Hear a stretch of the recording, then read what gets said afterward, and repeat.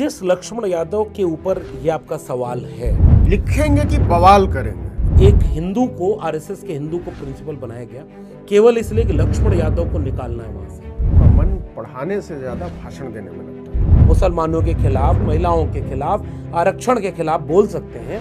हमारे ऊपर एक मुकदमा हुआ पड़ा है, दलितों को दलितों से टकराया जाए, ओबीसी को ओबीसी से। और अब सोशल जस्टिस को मुझे लगता है इसीलिए बाहर से कम खतरा है, आरएसएस से कम खतरा, उसे अपने अंदर खतरा है। और देखो, मैं यूपी में एक दलित महिला को सीएम बनाकर लाया। चुनाव लड़ने की तैयारी कर रहे हैं, ऐसा लगता है आपकी बातचीत से। अब आज आप ये बात डंके की चोट पर कहेंगे कि आप कल को बड़ा पद और बड़ा कद मिले तो आप नागपुर की तरफ नहीं देखेंगे, भाजपा की तरफ नहीं देखेंगे। उत्तर प्रदेश में 69,000 शिक्षक भर्ती घोटाला हुआ, मुख्यमंत्री ने मान लिया कि घोटाला हुआ।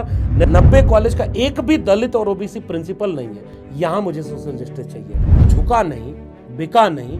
आज भी डंके की चोट पर खड़ा हूं कि बिना गलती के सजा पाई सच बोल। नमस्कार, आदाब, सत श्री अकाल, जय भीम, जोहार। मेरा नाम है नवीन कुमार। एक लोकतंत्र किन अवयवों से बनता है, किन तत्वों से बनता है? निश्चित तौर पर बातचीत करने से बनता है, बहस मुबाहिसों से बनता है, पढ़ने लिखने से बनता है, सोचने से बनता है। क्योंकि सोचने से, बात करने से, बहस करने से लोकतंत्र को एक गति मिलती है। लेकिन जब सोच पर पहरेदारी होने लगे, जब जुबान पर पहरेदारी होने लगे और जब पहरेदारी होने लगे विश्वविद्यालयों पर, तो कहां जाएंगे वहां पढ़ने वाले, कहां जाएंगे वहां पढ़ाने वाले, और कहां जाएंगे उन विश्वविद्यालयों को, महाविद्यालयों को सोच के अड्डों में तब्दील करने वाले? यह एक बड़ा सवाल हमारे सामने है और हमेशा ही रहेगा। निश्चित तौर पर जो लोग विश्वविद्यालयों में, महाविद्यालयों में, स्कूलों में या फिर दूसरे संस्थानों में सोच और समझ को विकसित करने का काम करते हैं, वो आज बहुत ज्यादा जोखिम ले रहे हैं। उनको हटाया जा रहा है, उनको दबाया जा रहा है।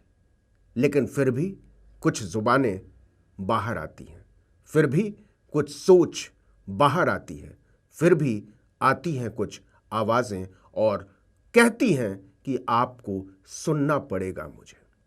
लेकिन एक ऐसा आदमी है जिसने कहा है कि आपको केवल सुनना ही नहीं पड़ेगा, आपको मेरी कहानी पढ़नी भी पड़ेगी। और तब समझ में नहीं आता कि उसे लेखक कहा जाए, उसे अध्यापक कहा जाए, उसे राजनीतिक कार्यकर्ता कहा जाए, समाज सेवी कहा जाए, या फिर उसे देशद्रोही कहा जाए। तो एक ऐसा ही देशद्रोही, एक ऐसा ही अध्यापक, एक ऐसा ही जुझारू नौजवान, एक ऐसा ही सोच समझ वाला व्यक्ति हमारे साथ आर्टिकल 19 के स्टूडियो में मौजूद है और हम उसका स्वागत करना चाहेंगे। लक्ष्मण यादव जी। लक्ष्मण, बहुत बहुत स्वागत है आर्टिकल 19 के मंच पर आपका। बहुत शुक्रिया आपका। तो पहला सवाल तो यही कि क्या कहा जाए, देशद्रोही कहा जाए या फिर समाज का विद्रोही कहा जाए या फिर आत्मविद्रोही कहा जाए, कि लेखक कहा जाए, कि अध्यापक कहा जाए, क्या कहा जाए?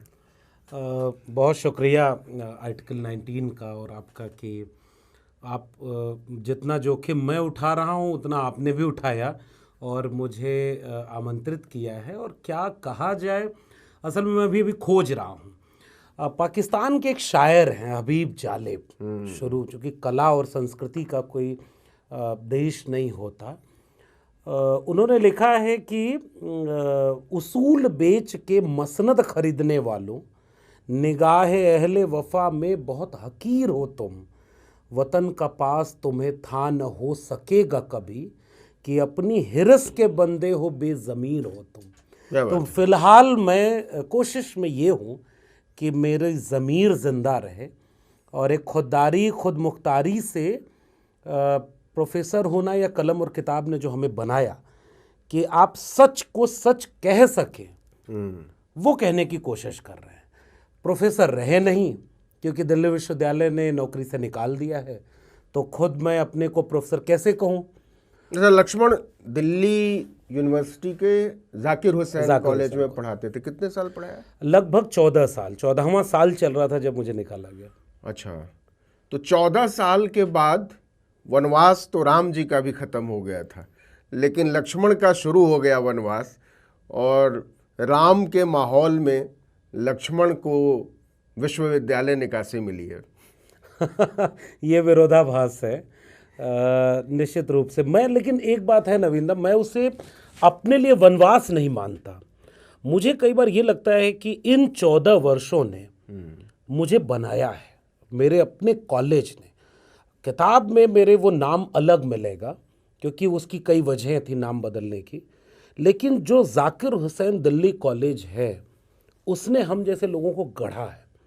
तो मेरे लिए वो वनवास नहीं है, वो ऐसा कार्यकाल था जिससे मैंने खुद को पहचाना, बनाया, और आज मैं जहाँ भी हूँ इसके पीछे, इस कलम और किताब के सफ़र में यही बड़ी। अच्छा, लक्ष्मण ने एक किताब लिखी 14 साल की नौकरी के बाद, ये लगभग 150 पन्ने की किताब लिखी, और ये किसी भी भारतीय भाषा की पहली किताब है जो शुरुआती एक महीने में 25,000 से ज़्यादा कॉपी, 35,000 से ज़्यादा कॉपी बिक चुकी है।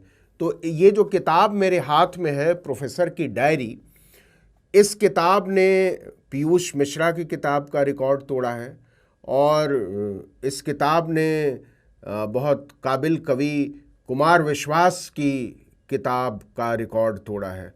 तो इस लिहाज से लक्ष्मण जो है बहुत आगे आगे चल रहे हैं क्योंकि पीयूष मिश्रा की फ़ैन फॉलोइंग और कुमार विश्वास की फ़ैन फॉलोइंग। लेकिन ये किताब इस मायने में भी बहुत अलग है क्योंकि ये कविता की किताब नहीं है, इसको गाया नहीं जा सकता, इसको पढ़ना पड़ेगा, और पढ़ने के बाद इसको गुनना भी पड़ेगा।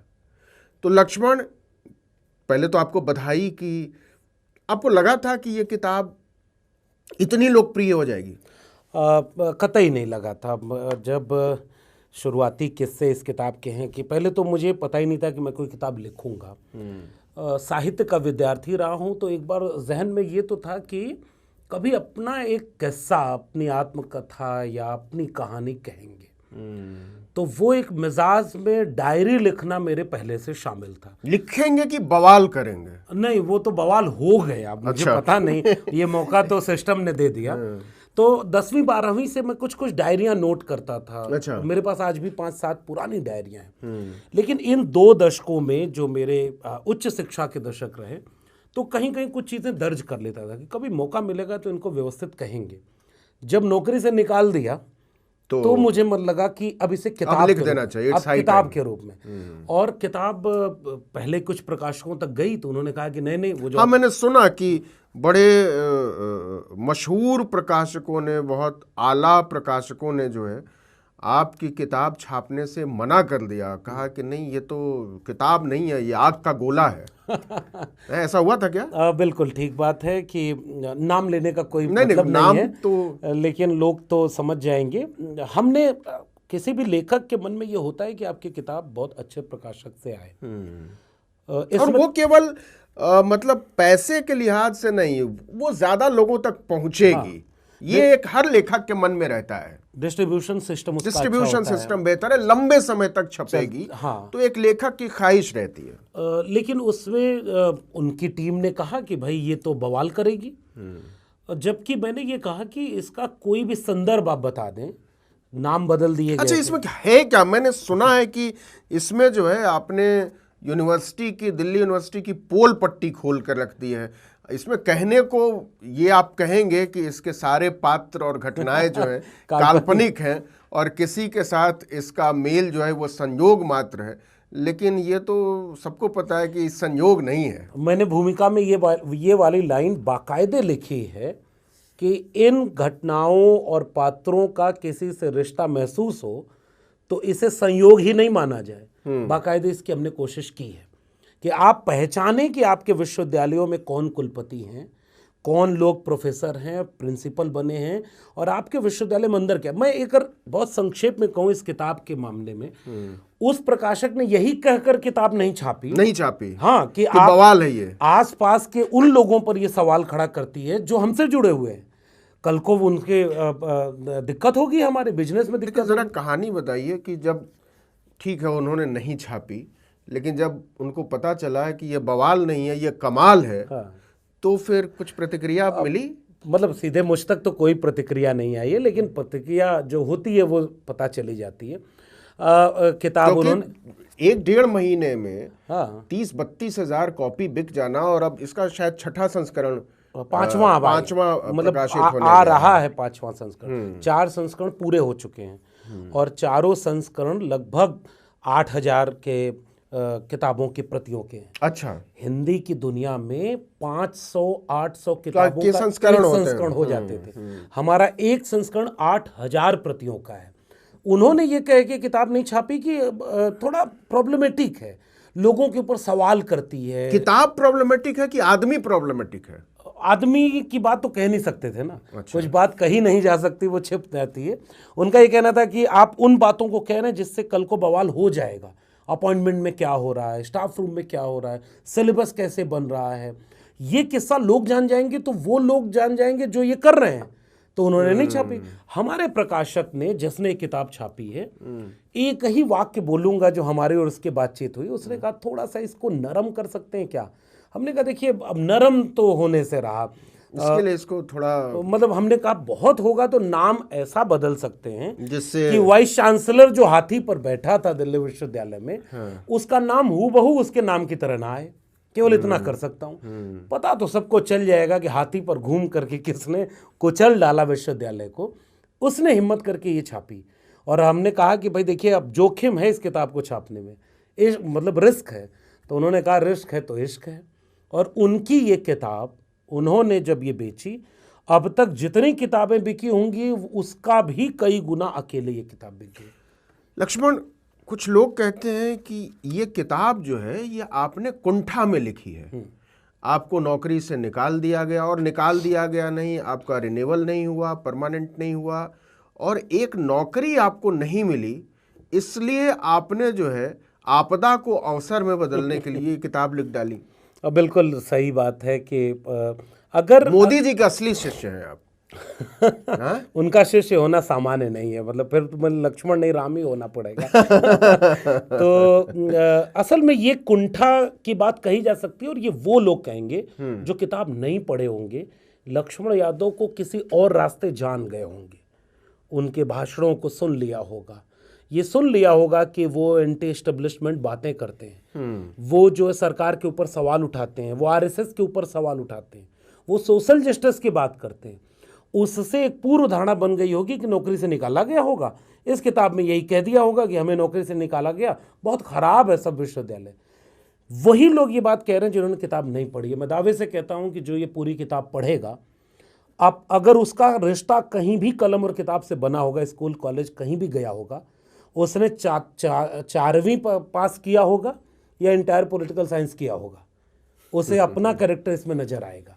कुंठा कहीं नहीं है, एक चिंता है। नौकरी अगर मेरे लिए पहला सवाल होता तो मैं नौकरी पाने की वो कोशिश करता जिससे बड़ा आसान था 14 साल के एक व्यक्ति को सिस्टम में फिट। लक्ष्मण, आपने इस किताब में उन लोगों को हिस्सा बनाया है जिनको आप ही के साथ नौकरी से निकाला गया। असल में मेरे कॉलेज से सीधे, मतलब मेरे कॉलेज में क्या हुआ, लोग कहते हैं कि अकेले तुम्हें नहीं निकाला। मेरे इंटरव्यू बोर्ड के बाद तो मेरा प्रिंसिपल बैठ करके ये बोलता है कि ये जो लक्ष्मण यादव हैं इनको नौकरी से हटाना है, बाकी किसी को रख लीजिए। तो मेरे अलावा जो 5 लोग मेरे डिपार्टमेंट में थे सबको नौकरी मिल गई, सब परमानेंट हो गए। लेकिन हाँ, ये अकेले एक किस्सा एक आदमी का नहीं है। ये शुरुआती पन्नों में वहाँ से ये किस्सा है जो एमए करने के दौरान मेरे साथ के वो बच्चे थे, हम लोग बैचमेट थे। हम आगे बढ़ गए क्योंकि हमें जेआरएफ मिल गया, हमें पीएचडी डीयू में मिल गई, लेकिन वो वहीं से अपने खेत खलियान लौट गए। ये उनका भी किस्सा है। शुरुआत में एक कैरेक्टर सुदेश महतो, वो झारखंड वापस लौट गया जेएनयू से। हमारे डीयू से कई लोग, लड़कियां हैं जो हमारे बैच के थी, उनको इन सिस्टम ने पहले ही निकाल दिया।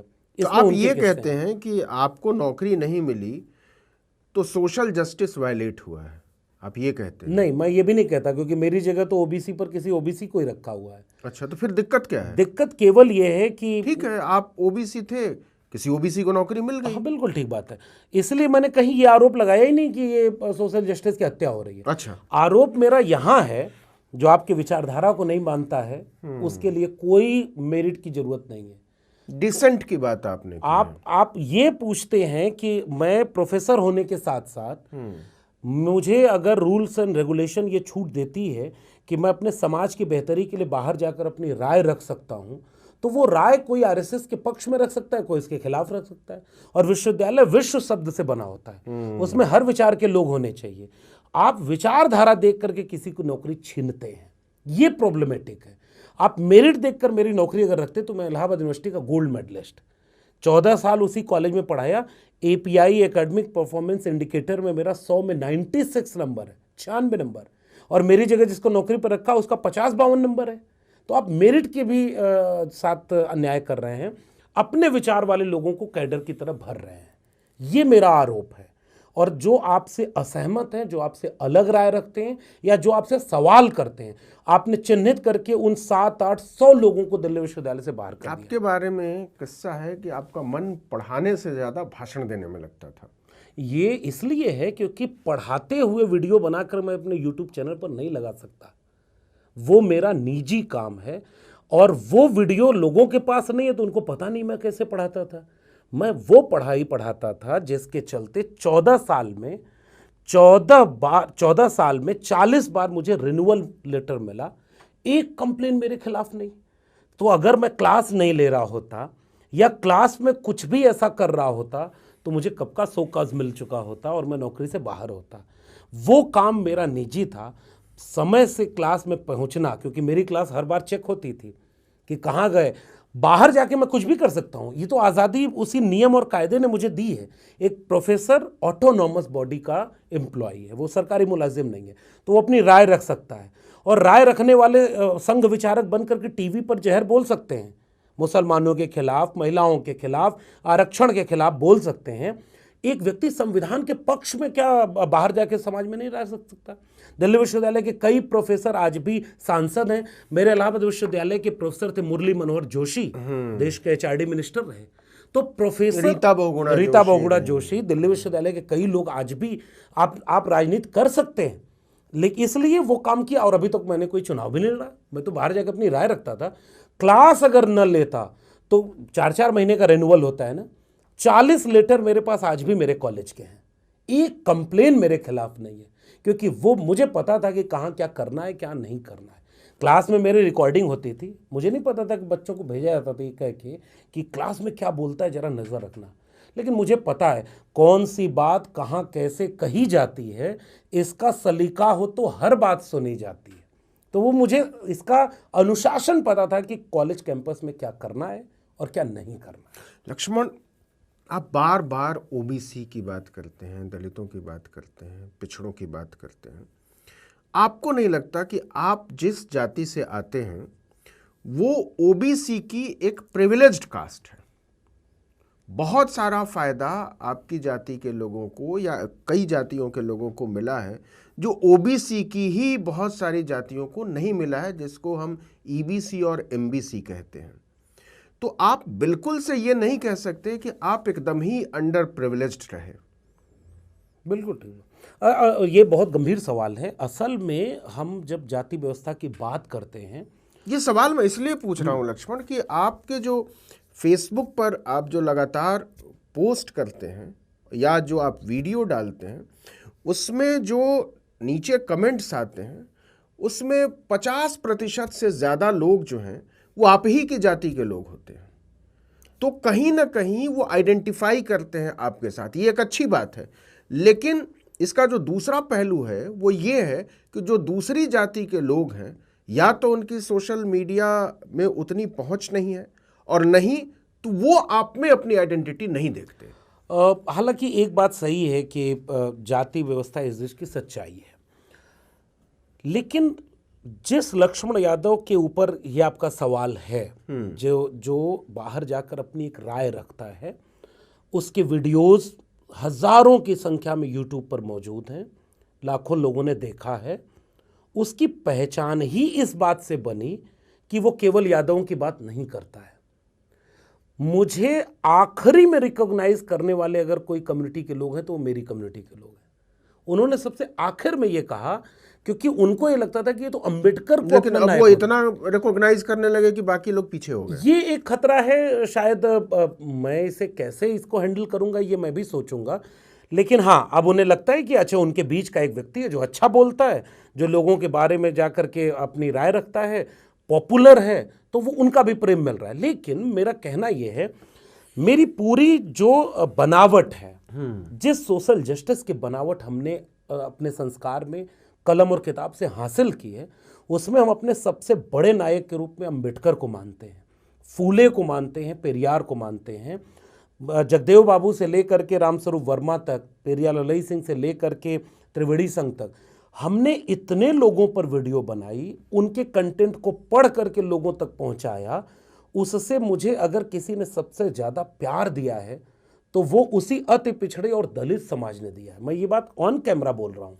नहीं, लेकिन ये आप बिल्कुल, मैं मान लेता हूँ आपके इस बात को, लेकिन जब उसी दलित समाज की डॉक्टर रितु को आपसे पहले नौकरी से निकाल दिया जाता है तो आप उनके धरने में नहीं बैठते, नहीं, आप उनके साथ खड़े नजर नहीं आते, आप उनके साथ प्रेस कॉन्फ्रेंस नहीं करते? नहीं, ये अधूरा है वो जो लोग कहते हैं। डॉक्टर रितु खुद, अगर उनसे आप पूछेंगे, मैं जब नौकरी में था, जब मेरा इंटरव्यू होने वाला था, और या जब ये केस शुरू हुआ, चूंकि मामला बहुत पेचीदा है, कोविड का समय था, और मैं ऑन कैमरा एक बात कह दूं, हमारे ऊपर एक मुकदमा हुआ पड़ा है, वो डॉक्टर रितु के समर्थन में प्रोटेस्ट करने का है। वो तो ठीक है। जब हम कोविड के समय उनके कॉलेज के सामने धरना देने गए, वहां से ये सफर शुरू हुआ है।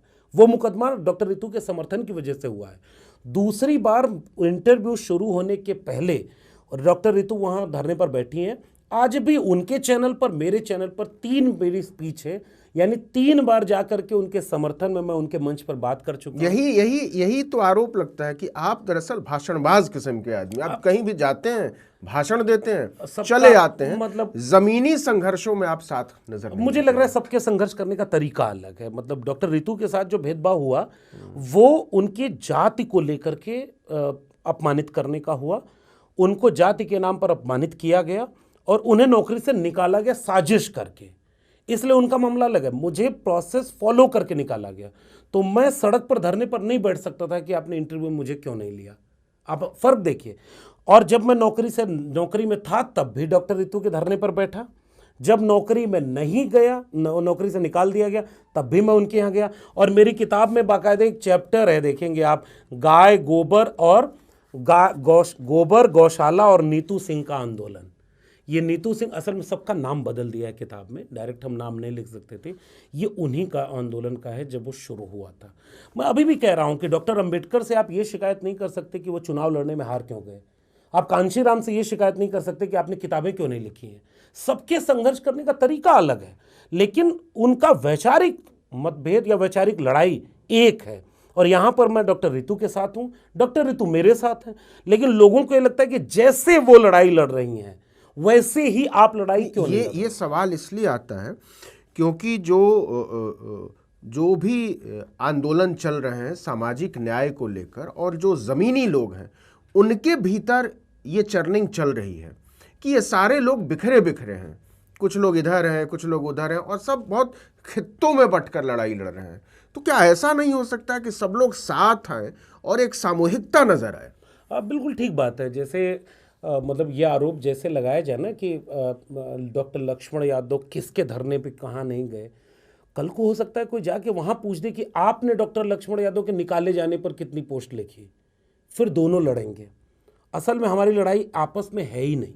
सत्ता चाहती है कि 2 वंचित लोग आपस में टकराएं, दलितों को दलितों से टकरवाया जाए, ओबीसी को ओबीसी से। हमारे जैसे लोगों की पूरी लड़ाई ही इसी बात की है कि हम अपने साझेपन के वो रास्ते खोज सकें जहां हम एक हो सकें। इसीलिए मैं कह रहा हूं कि लड़ाई बहुत बड़ी है। अब दूसरी बात, जमीन पर जो लोग लड़ रहे हैं उसके फॉर्मेट अलग अलग हैं। मैं तो एक बात कहता हूं कि लोग कहते थे कि आप एकजुट क्यों नहीं है, और बामसेफ वाले हमें बुलाते थे तो हमें पूछना पड़ता था कौन से वाले बामसेफ के हैं। यही मैं कहने वाला था कि बामसेफ पता नहीं कितने बामसेफ हैं। आप ओरिजिनल हैं कि वो ओरिजिनल हैं, वो रजिस्टर्ड हैं। अगर मैं आज ये ऊर्जा लगाऊं कि मैं उन सारे बामसेफ को एक करूं तो मुझे लग रहा है मुश्किल है। मैंने क्या चुना कि हम जितने बामसेफ ने मुझे बुलाया मैं सबके मंच पर गया और ये बात बोली कि आपके बिखरने का फायदा उसको मिला जो 100 साल से आज भी एक ही संगठन बना हुआ है। तो हमारी भूमिका अलग है। जैसे अब मैं नौकरी से निकाला गया, मेरी पारिवारिक स्थिति अलग है, उसको हम मीडिया में बोलते नहीं हैं। उन संघर्षों के साथ मैंने किताब लिखी और किताब लिखने के साथ हमने वो सारे काम करने शुरू किए जिससे कि हम ये आंदोलन का आगे बढ़ा सकते हैं। संघर्ष का रूप अलग है, लेकिन मैं अभी भी कहता हूं हम एक संविधान वाला, न्याय और समता वाला भारत बनाना चाहते हैं। वहाँ हम सारे लोग एक हैं। और रोस्टर आंदोलन 13 पॉइंट रोस्टर जब आया, उसी दिल्ली विश्वविद्यालय में हम सारे लोगों ने एक होकर लड़ाई लड़ी और जीत गए। विश्वविद्यालय में कई लड़ाइयाँ ऐसी लड़ी जिसमें दलितों, पिछड़ों, अति पिछड़ों, महिलाओं सबने एक साथ लड़ाई लड़ी और वो जीते।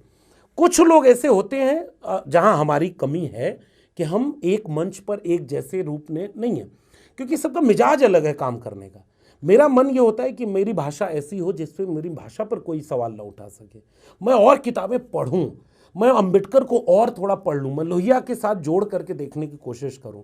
मैं देखूं कि अंबेडकर, लोहिया, गांधी तीनों कहाँ एक हो सकते हैं। दूसरा कोई आदमी कहेगा कि नहीं, अंबेडकर को गांधी से अगर मिलाया तो हम तुम्हें प्योर अंबेडकराइट नहीं मानेंगे। लक्ष्मण जी, आज की हालत ये है कि बाबा साहब बोलकर और लोग नागपुर की तरफ उम्मीद भरी निगाहों से देख रहे हैं कि कुछ मिल जाता तो बड़ा अच्छा होता। दिल्ली विश्वविद्यालय उसका जीता जागता उदाहरण है। बहुत सारे लोग, और मैं केवल अंबेडकराइट, इसलिए मैं ये बात इसलिए कह रहा हूँ कि इसलिए जब आपकी बिरादरी से और मेरी बिरादरी से भी और हम सब की बिरादरी से जब कोई उठता है तो लोग उसको संदेह भरी निगाहों से देखते हैं। लगता है कि यार ये कल को कैसे सोचेगा। तो हमको उन संदेहों पर हमलावर होने के बजाय हमको लगता है कि बहुत मुलायमियत के साथ उस कंसर्न को समझना चाहिए कि लोग आखिर क्यों शक करते हैं। नहीं, मैं अभी भी कह रहा हूं कि मैंने पहला जवाब ये दिया कि मुझे जो पहचान मिली वो मेरी जाति और मेरे समुदाय से बाहर के लोगों ने मुझे दी। तो मेरी तो बनावट ही इंटरडिसिप्लिनरी एक तरह से है। मुझे महाराष्ट्र के लोगों ने ज़्यादा बुलाया, उसके बाद मैं यूपी अपने गांव के लोगों को जान पहचान बना पाया। ये इसलिए हुआ क्योंकि मैंने इस बात को कलम और किताब से पढ़कर समझा कि अंबेडकर होने का मतलब एक ओबीसी के लिए क्या है। और ये बात जब मैंने लोगों के बीच रखी तो लोगों को पसंद आई, धीरे धीरे लोग समझ भी रहे। हमारी कोशिश ये, हम उस पर हमलावर ही नहीं है। हम केवल एक चीज कहते हैं कि अभी मैंने कहा कि 10 में 5 बातें हो सकता है मतभेद वाली हों, 10 में 5 जगह ऐसी हैं जहां हम एक हैं। इस देश का ओबीसी, दलित, आदिवासी। लक्ष्मण, एक जरूरी सवाल, आपको लगता है कि अब ओबीसी नाम की कोई चीज बची है या दलित नाम की कोई चीज बची है? मतलब जब मैं दलित और ओबीसी की बात कर रहा हूं तो एक इकाई की बात कर रहा हूं। बिल्कुल ठीक बात। क्योंकि इस देश की सबसे ज्यादा जो आरक्षित सीटें हैं दलितों और आदिवासियों के लिए, उस पर भारतीय जनता पार्टी का कब्जा हो चुका है। सबसे ज्यादा ओबीसी सांसद देने का दावा भारतीय जनता पार्टी कर रही है। टिकट बंटवारे में भी अभी जो थोड़ी सी टिकटें बटी हैं उसमें भारतीय जनता पार्टी ने कहा कि साहब हमने इतने पिछड़ों को टिकट दिया है। तो अगर दलित कोई एक इकाई है, पिछड़ा कोई एक इकाई है, आदिवासी कोई एक इकाई है, तो उस इकाई की दिशा क्या है? नहीं, अब अगर इसका समाजशास्त्रीय विश्लेषण करें तो असल में ये कोई एक इकाई कभी थी ही नहीं।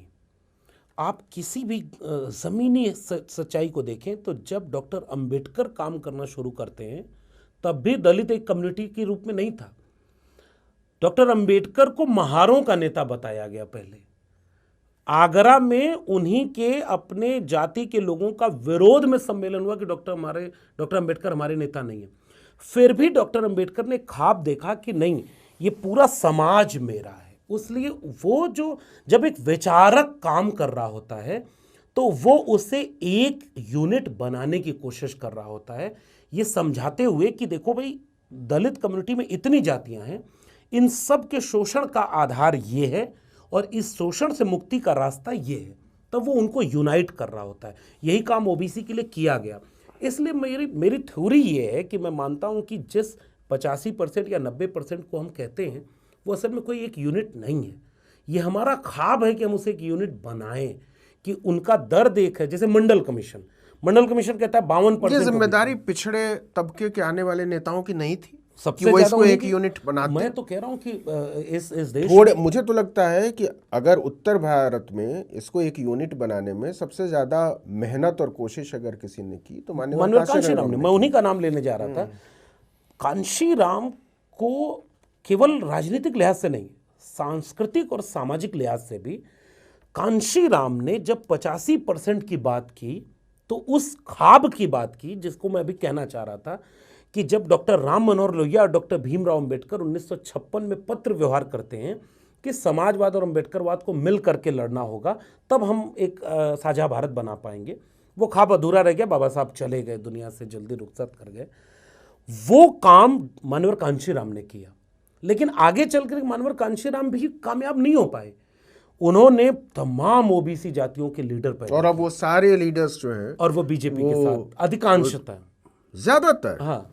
आप चाहे बाबू सिंह कुशवाहा की बात करिए, आप सोनेलाल पटेल और उनकी बेटी की बात करिए, आप स्वामी प्रसाद मौर्य की बात करिए, ओम प्रकाश राजभर की बात करिए, जिन लोगों ने मान्यवर कांशीराम से ट्रेनिंग ली पॉलिटिक्स की, उन्होंने मान्यवर ने जमीन के नीचे से निकाल कर, खोद कर निकाल कर और सिंहासन पर बैठाया, वो सारे लोग आज जय श्री राम का नारा लगा रहे हैं। क्या आयरनी है। और सोशल जस्टिस को मुझे लगता है इसीलिए बाहर से कम खतरा है, आरएसएस से कम खतरा, उसे अपने अंदर खतरा है। मैं एक और, लेकिन अब चूंकि बात उस विमर्श के स्तर पर है तो जरा इसको यहाँ से देखा जाए। मानवर कांशीराम नौकरी कर रहे थे महाराष्ट्र में। शुरू वो आंदोलन करना चाह रहे थे महाराष्ट्र से।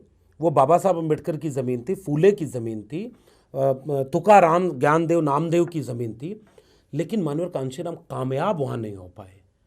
वो नाराज होकर के महाराष्ट्र से आए, पंजाब के इसके पहले वो पंजाब में कोशिश कर रहे थे, नहीं हुआ। यूपी में कामयाब हुए।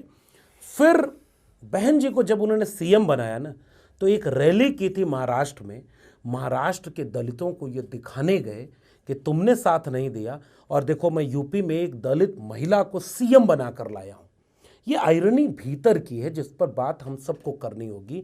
क्या वजह थी कि इतना मजबूत मूवमेंट है महाराष्ट्र में, और महाराष्ट्र में पावर में वो कहाँ है, वंचित अघाड़ी कहाँ खड़ी है। यूपी में सपा बसपा, वंचित अघाड़ी पर भी वही आरोप है अभी भी कि कब किधर चले राजभर पर है और स्वामी प्रसाद मौर्य इवन पर एक चीज और मैं जोड़ ही दूं, मानवर कांशीराम एक 1993 में एक नारा लगा था, मिले मुलायम कांशीराम और हवा में उड़ गए जय श्री राम। तो उसके बाद क्या हुआ, एक आदमी भारतीय राजनीति में आता है जो कहता है कि मेरे पैर में 2 कांटे चुभते थे, मुलायम और कांशीराम, मैंने पहले एक कांटे से दूसरे को निकाला और फिर दूसरे को भी फेंक दिया। अंत में क्या हुआ, मानवर कांशीराम अपने जीवन काल में ही समझौता करके राजनीतिक कुर्सी पाने के लिए उन्होंने किया, और काम लेकिन बसपा ने बहुत शानदार किए। मुलायम सिंह ने दूसरे तरह के समझौते किए।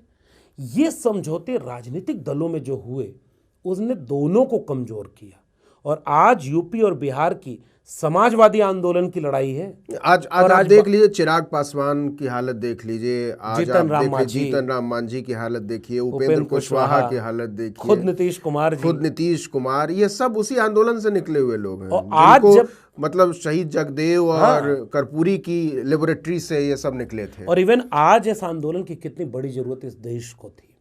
मैं आज भी कह रहा हूं कि उत्तर प्रदेश का है ना, राजनीतिक समीकरण छोड़ दें, आज उत्तर प्रदेश में जो कद बहन जी का है, आज अगर वो आरएसएस के खिलाफ सामने खड़ी हो जाए, पूरे देश की राजनीति बदल जाएगी, मगर अब नहीं हो पा रहा है। ये एक अंतर्विरोध सामाजिक न्याय की राजनीति का है, और ये हमने विश्वविद्यालयों में देखा है।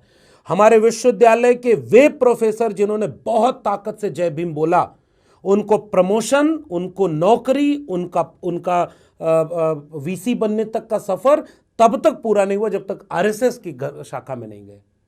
लेफ्ट के लोग आरएसएस की शाखा में गए, लाल झंडे नीले झंडे सब जाकर के वहां गए, ये मेरी किताब कहती है। और अगर आपको ये किताब ये कहने के लिए विवादित लगती है तो मैं चाहता हूं कि ये विवाद हो, ताकि आप जानें कि आपके विश्वविद्यालयों में मेरिट नहीं चेक होती, आप संघ की शाखा में जाते हैं कि नहीं। अगर आप पहले नहीं गए आप चुनाव लड़ने की तैयारी कर रहे हैं, ऐसा लगता है आपकी बातचीत से। मतलब मुझे लग रहा है कि डॉक्टर लोहिया बार बार एक बात कहते हैं, अच्छे लोग राजनीति में नहीं आएंगे तो बुरे लोग राजनीति के शिकार होंगे। जिन लोगों ने मुझे नौकरी से निकाला वो भी राजनीति कर रहे थे, जो लोग मेरी जगह समझौता करके सिस्टम में घुस गए वो भी राजनीति कर रहे थे। मैं सच बोल के भी राजनीति कर रहा हूं, तो मैं ऑलरेडी राजनीति में हूं। चुनाव लड़ने वाली जहां तक बात है तो मुझे इस बात से गुरेज नहीं है। अच्छा ये रहता कि पहले मैं परमानेंट हो लेता, अगर मैं फिर मैं चुनाव लड़ लेता, डीयू का प्रोफेसर भी रहता, चुनाव भी लड़ता। तो केवल एक चुनाव लड़ने के लिए नौकरी दांव पर लगाने की क्या जरूरत थी। मैं चुप हो जाता कुछ दिन मुझे कहा गया कि आप कुछ दिन खामोश हो जाइए, नौकरी परमानेंट हो जाएगी, फिर आप बोलिएगा। मुझे लगा कि ये मेरी खुददारी से ये समझौता है, क्योंकि मैंने कोई अगर एक बात भी गैर संवैधानिक आज तक। लक्ष्मण, आज आप ये बात डंके की चोट पर कहेंगे कि आप कल को बड़ा पद और बड़ा कद मिले तो आप नागपुर की तरफ नहीं देखेंगे, भाजपा की तरफ नहीं देखेंगे? मुझे लग रहा है कि मैं अब तक जहां खड़ा हूं, मेरे सामने बहुत आसानी से ये विकल्प था कि तुम्हारे जैसे आदमी की जरूरत हमें भी है। मेरे अपने लोग जो मैं आज की बात नहीं, मैं अभी भी कह रहा हूं, मैं नागपुर उसी नागपुर में गया और उसके 2 साल पहले से मुझे कहा जा रहा था कि तुम्हारे कॉलेज में परमानेंट होना है, और तुम्हारे कॉलेज का प्रिंसिपल एक ऐसे आदमी को बनाया गया है जो दिल्ली प्रदेश का आरएसएस का शिक्षक विंग का इंचार्ज है। वो तुम्हारे ऊपर निशाना बनाए हुए है, उसे प्रिंसिपल बना के भेजा गया। 92 कॉलेज में एक में मुसलमान प्रिंसिपल हुआ करता था। आज मुसलमान भी आरएसएस में हैं, फिर भी मुसलमान प्रिंसिपल नहीं बनाया गया। पहली बार आज तक के इतिहास में एक हिंदू को, आरएसएस के हिंदू को प्रिंसिपल बनाया गया, केवल इसलिए कि लक्ष्मण यादव को निकालना है वहां से। 2 साल मेरे पास मौका था। इतनी बड़ी आपकी ताकत थी? नहीं, कोई ताकत नहीं थी। उन्हें यह था कि कोई ऐसा बहाना नहीं मिल रहा था। मैं तो एडहॉक पर था साहब, वो तो जब चाहते तब निकाल देते, तो किसी से भी निकलवा देते, कभी भी कर लेते। लेकिन उन्होंने बहुत इंतजार किया, सब्र था उनमें। परमानेंट का इंटरव्यू किया, मेरा इंटरव्यू खूब अच्छा लिया, अंतिम में रिजल्ट में लिख दिया लक्ष्मण यादव को बाहर किया जा रहा है, किसी और को रख लिया गया। मैं आज भी दावे से कहता हूं कि आज 12 लोगों के परिवार में मैं अकेला नौकरी वाला था। पहला व्यक्ति था जो डीयू में पीएचडी करने के बाद प्रोफेसर की लाइन तक पहुंचा। मैं नौकरी दांव पर रख करके ये काम करता, इससे ज्यादा आसान। तो अब तो आप शुक्रिया अदा करते होंगे ना भाई कि आपने नौकरी गई तो एक बेस्ट सेलर किताब फिर भी मैं कह रहा हूं कि किताब से जीवन नहीं बीतेगा, जीवन लंबा होता है। आर्थिक पक्ष आपको समझौता परस्त बनाते हैं। नौकरी नहीं हुई तो कब मैं समझौता परस्त हो जाऊंगा इसका पता नहीं। नौकरी मिल जाती तो इस बात की क्या गारंटी थी कि समझौता परस्त नहीं होंगे? क्या किससे छिपा हुआ है कि एडहॉक जो है वो परमानेंट होने के लिए समझौता परस्त है, असिस्टेंट प्रोफेसर एसोसिएट होने के लिए समझौता, एसोसिएट प्रोफेसर होने के लिए, प्रोफेसर चेयर होने के लिए? मैं अभी भी कह रहा हूं कि मैं जो कर चुका हूं उसी से एक जवाब देने की कोशिश कर रहा हूं। क्योंकि ये सवाल वहां जुड़ता है लक्ष्मण कि जो देश के हालात हैं, जो आज संविधान, लोकतंत्र और मनुष्यता पर आफत आई है, जो आंच आई है, उसका एक बहुत बड़ा हिस्सा जो है वो विश्वविद्यालयों से जुड़ता है। क्योंकि जो विश्वविद्यालय आंदोलनों के ट्रेनिंग सेंटर हुआ करते थे, जेपी का आंदोलन कैसे खड़ा हुआ? विश्वविद्यालयों से खड़ा हुआ। असम का आंदोलन कैसे खड़ा हुआ? लेकिन विश्वविद्यालयों के अध्यापक जब क्लर्क में तब्दील होने लगे, वो अपने आप को सिर्फ एक मुलाजिम मानने लगे, तब से ये हालात ज्यादा बिगड़े हैं। ये ऐसा नहीं है क्या? मैं इसीलिए कह रहा हूं कि जो काम मैं कर रहा था नौकरी में रहते हुए, वो वही काम था जिसके लिए मुझे एक प्रोफेसर बनाया गया। आप क्लास में सिखाएंगे कि सच बोलो और आप प्रोफेसर को डरा के रखेंगे। मैंने इसीलिए मेरा प्रिय वाक्य जो मैंने किताब के फ्लैप पर लिखा है, एक डरा हुआ प्रोफेसर, शिक्षक अपनी क्लास में ऋण विहीन विद्यार्थी तैयार करता है जो समाज में जाके मुर्दा नागरिक में तब्दील हो जाता है। हमारी कोशिश यही थी कि सच बोलें, और सच बोलने की कीमत अगर ये हुई कि नौकरी से निकाल दिया, तो कम से कम आज आंख में आंख डाल करके आपके सामने कैमरे पर बैठकर कह सकता हूं कि झुका नहीं, बिका नहीं। आज भी डंके की चोट पर खड़ा हूं कि बिना गलती के सजा पाई सच बोलने की। तो अब आप बताइए कि आप बसपा के लिए सच बोलेंगे, कि कांग्रेस के लिए सच बोलेंगे, कि समाजवादी पार्टी के लिए सच बोलेंगे, कि भाजपा के लिए सच बोलेंगे? किसके लिए आपका सच अब किसका है? मेरा सच मेरे विचार का है।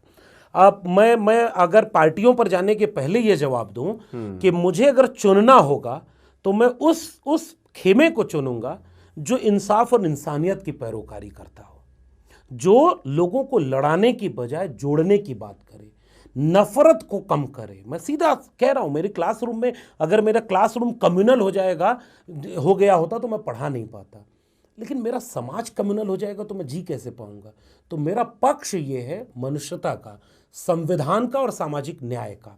जो विचारधारा के लिहाज से यहां खड़ा है वो वाला नहीं कि मैं भी ओबीसी हूं और जाति जनगणना का विरोध करूं, मैं भी ओबीसी हूं और हिंदू राष्ट्र बनाने की बात करूं, मैं भी ओबीसी हूं और मंडल कमीशन का नाम ही न लूं।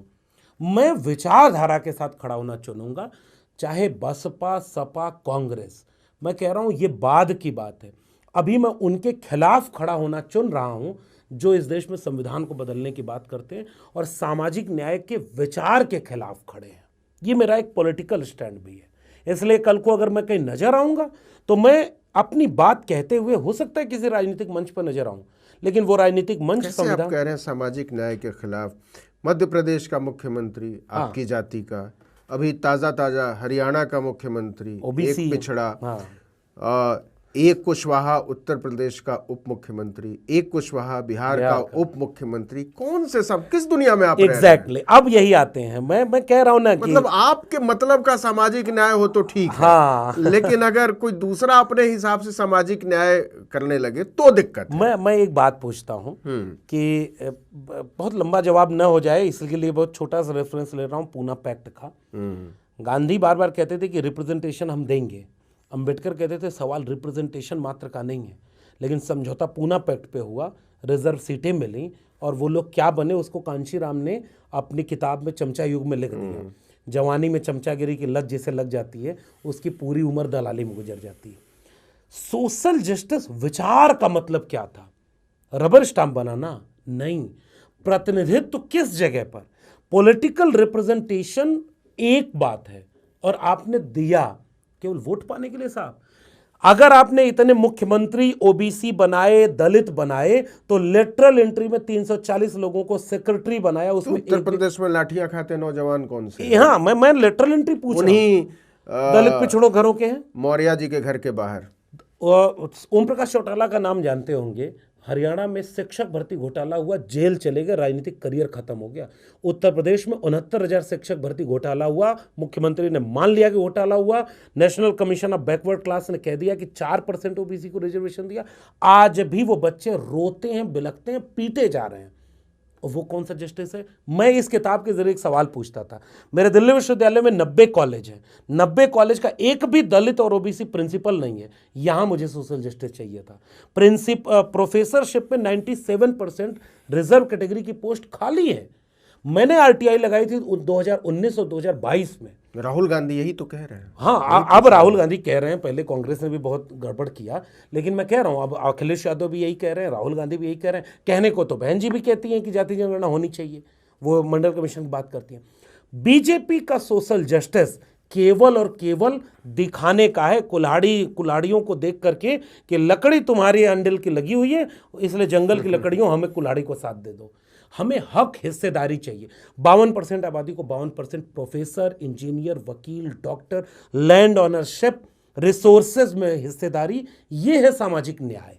बीजेपी क्या कर रही है? आपके नेता को आपके आगे कर रही है, आपका वोट ले आओ और राजभर जैसा। अभी हमने एक खबर पढ़ी कि एक जज को रेकमेंड किया कॉलेजियम ने, दलित केरल के, कि हाई कोर्ट का इनको जज बनाया जाए, और सरकार ने ये कहकर रोक दिया कि जी इनका जो इतिहास है वो वामपंथी रहा है। हाँ, तो जज बनने की क्राइटेरिया में कहीं लिखा है क्या केवल दक्षिणपंथी जज बनेंगे? ऐसे ही मैंने सवाल पूछा इस प्रोफेसर की डायरी में कि क्या आपके प्रोफेसर बनने में कहीं कोई लिखा था क्या? अच्छा, आरएसएस वाले इतने प्रोफेसर बन गए जब कांग्रेस की सरकार थी, जब लेफ्ट वालों का दबदबा होता था कैंपस में, तब मेरिट देख करके आरएसएस वाले प्रोफेसर बन सकते हैं। आज आरएसएस का दबदबा है तो एक आरएसएस के आलोचक आपसे बर्दाश्त नहीं हुआ। विश्वविद्यालय आलोचक पैदा करता है और आपको एक लक्ष्मण यादव आलोचक बर्दाश्त नहीं हुआ। बहुत सारे मेरे साथी वो निकाल लिए गए विश्वविद्यालय से जो चुप थे, लेकिन हाँ उनके नहीं थे इसलिए भी नौकरी से मारे गए। यहाँ केवल वही नहीं मारा गया जो बोल रहा था। एक आखिरी सवाल लक्ष्मण, कि अब जो अगला समय है उसमें पहले आप राजनीति करेंगे कि पहले एक और किताब लिखेंगे कि पहले फिर से नौकरी के लिए कोशिश करेंगे, क्या करेंगे? नौकरी का रास्ता इसलिए मुझे लगता है कि फिलहाल बंद होता दिख रहा है कि या तो नौकरी पाने के लिए पहले कोशिश कर लेता, या नौकरी से निकाले जाने के बाद चुप रहता तो कहीं और रास्ता बन जाता। हमने तो लिख दिया किस्सा 150 पन्ने का, इसे पढ़ने के बाद कौन मुझे नौकरी देगा? तो वो रास्ता, मुफीद सरकारें आ जाएं तो नौकरी वो देखा जाएगा। मैं अभी कतई ये नहीं कहूँगा, लेकिन फिलहाल मुझे लगा कि एक डर करके शिक्षक बन करके, गुलाम बन करके, दरबारी बन करके मैं वहाँ चला जाऊँ, ये मुझे लगा कि शायद मैं खुद को मार करके वो नौकरी नहीं पाना चाहता। मेरी खुद मुख्तारी के साथ अगर वो नौकरी मिलेगी तो मैं नौकरी करूँगा। लेखक बनने का सवाल है तो इस किताब को लिखने का मकसद लेखक बनना तो था नहीं, जो दिल में था, कल को मेरे समाज के लोग ये न कहें 25 साल बाद, 50 साल बाद, कि जब इस देश के स्कूल, कॉलेज, विश्वविद्यालय बर्बाद किए जा रहे थे तो उस भीतर रहने वाले किसी व्यक्ति ने समाज को नहीं बताया, तब वो किताब इनको मिलेगी कि हाँ एक व्यक्ति था जो आपको आगाह कर रहा था। आपने नौकरी छोड़ी, आपने किताब लिखी, आप बाहर भी कुछ गुंजाइशें तलाश रहे होंगे, आपकी पत्नी की क्या प्रतिक्रिया थी? मैं तो यही कहूँगा कि मतलब उसको इतनी क्रेडिट देनी होगी। मेरा प्रेम विवाह है और लगभग 7-8 साल से हम दोनों एक दूसरे को जानते हैं। मैं कुछ नहीं था, सो कॉल्ड कुछ नहीं था, तब भी वो हम लोगों का रिश्ता बहुत अच्छा था। मैं थोड़ा बहुत कुछ हुआ तो भी वो रिश्ता था। हमने शादी का जब निर्णय लिया, मेरी पत्नी को बखूबी पता था कि इसका भविष्य खतरे में है, फिर भी उसने बिना हिचक के मेरे निर्णय और हम दोनों के साझे निर्णय में साथ दिया। नौकरी जाने का एक लाइन बस बोलूँगा उसकी मानसिकता के बारे में। वो पीएचडी कर रही हैं दिल्ली विश्वविद्यालय से। मेरे कॉलेज का इंटरव्यू की डेट आ गई और हम गाड़ी से घर जा रहे थे, मेरे बहन की शादी का के आसपास। घर मतलब आजमगढ़। मैं आजमगढ़ यूपी का रहने वाला हूँ। मैंने रास्ते में उससे कहा, मैं बहुत डर गया, मैं भीतर से, डर सबको लगता है। मैंने कहा कि यार ये इंटरव्यू की डेट आ गई, इस इंटरव्यू के बाद वो मुझे निकाल देंगे, वो इस इंटरव्यू को इसीलिए कर रहे हैं कि वो मुझे निकाल सकें। मेरी पत्नी ने उस समय ये बात कही कि उनको क्या लगता है एक नौकरी नहीं देंगे तो इंसान जी नहीं पाएगा, उससे अच्छा तुम करोगे।